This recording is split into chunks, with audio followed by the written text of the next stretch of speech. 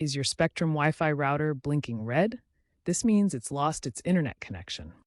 A steady white or blue light indicates normal operation, but a blinking red light signals a problem. This usually means your router can't connect to Spectrum's servers.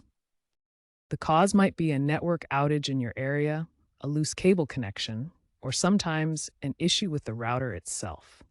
Older Spectrum routers from 2018-2022 are more prone to these issues.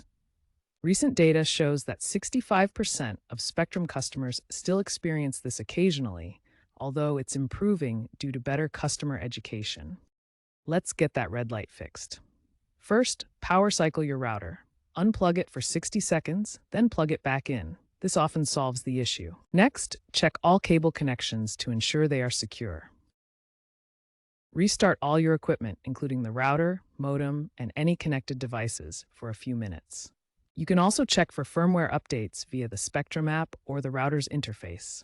If these steps don't work, contact Spectrum support through their app or by calling 1-833-267-6094. Remember, Spectrum's app also has a QR code scanner on the router that can provide instant troubleshooting.